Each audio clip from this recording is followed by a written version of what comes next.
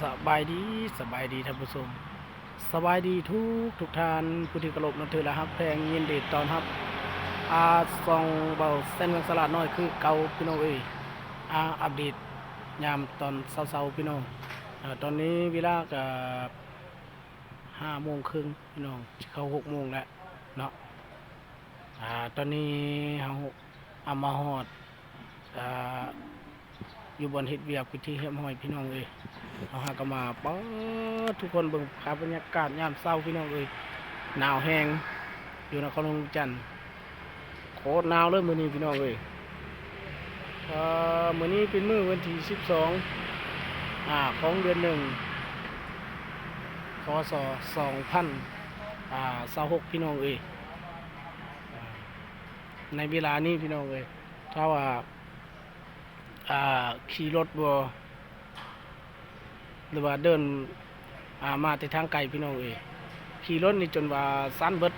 ความหนาวพี่น้องเอ้ยหนาวแฮงตอนนี้อยู่นครหลวงจันทน์พี่น้องเอ้ยเขาก็เข้าไปในเลยพี่น้องอยู่ในโรงแรมเซิงซางบอนเอาเฮ็ดเวียกพี่น้องเอ้ยเนาะคือเก่าเส้นเคยแต่ว่าโคตรหนาวเลยพี่น้องเอ้ยมื้อนี้เบิ่งภาพบรรยากาศยามตอนเช้าหนาวความหนาวพี่น้องเลย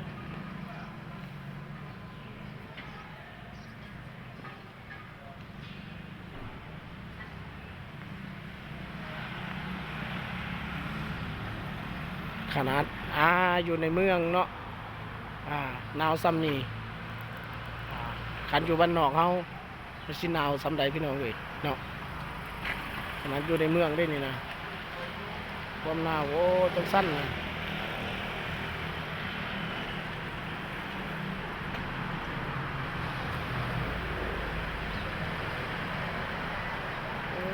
แสงตะเวนกำลังตะเวนกำลังขึ้นท้องฟ้าพี่น้องเลย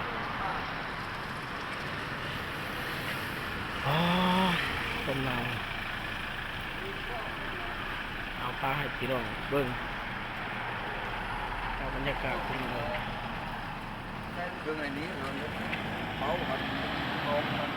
เส้นทางตรงนี้พี่น้อง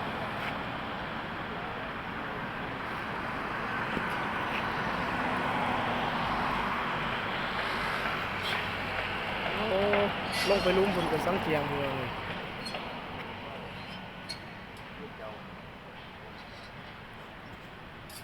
มีแต่ตึกมีแต่โรงแรมพี่น้องเลยเที่ยงเลย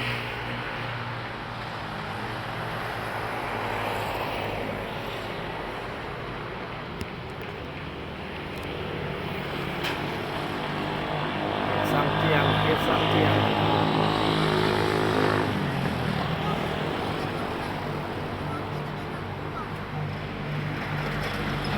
ประมาณนี้พี่น้องเลยภาพบรรยากาศเรื่องพี่น่ะลมวีกุดความหนาวหนาวเลยมื้อนี้นะดูจนนุ่งเสื้อผืนหนึ่ง2 ผืนผู้เลยพี่น้องเลย3-4 ผืนเลยความหนาวขนาดเลย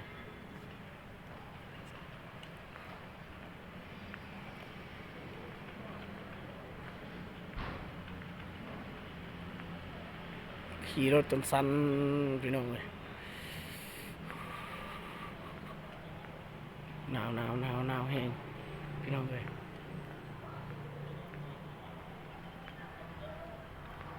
ถ้าว่าอยู่บ้านนอกเขาผิงไฟเลยพี่น้องเลยตอนเช้านี่ลุกบ่ได้เลย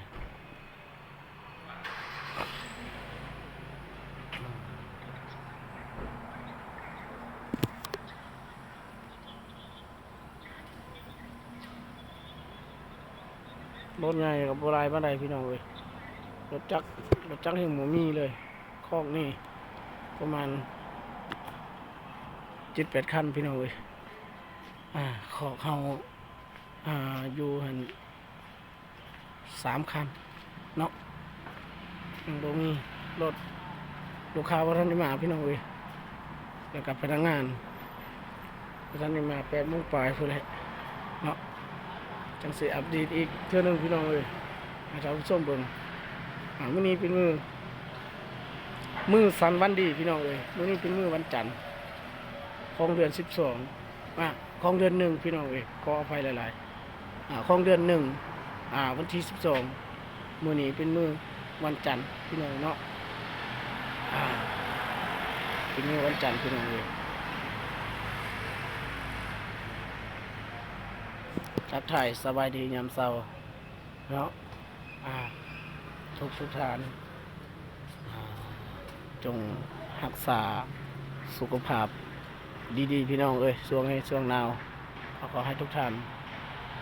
แล้วก็พ่อแม่พี่น้องผู้ที่รับเบิ่งรับชมทุกคนพี่น้องเอ้ยสำหรับคลิปนี้บ่าวเส้นเมืองสระน้อยกับบ่หลายยายห้างพี่น้องเอ้ยทุกท่านไปแล้วสิประมาณนี้พี่น้องเนาะโคตรหนาวเลยอยู่เวียงถ้าว่าทุกท่านที่เห็นที่เบิ่งที่รับชมคลิปนี้ก็กดไลค์กดแชร์ให้บ่าวเส้นเมืองสระน้อยเพื่อเป็นกำลังใจเด้อที่สำคัญก็อย่าลืมกดกระดิ่งเพื่อแจ้งเตือนเบิ่งคลิปต่อไปพี่น้องเอ้ยเนาะคลิปนี้บ่าวเส้นเมืองบ่ไล่ยายห่างลาทุกท่านไปแล้วสำหรับคลิปหน้าพบกันใหม่คลิปนี้คำว่าคิดฮอดจนถึงพี่น้องเอ้ยเนาะ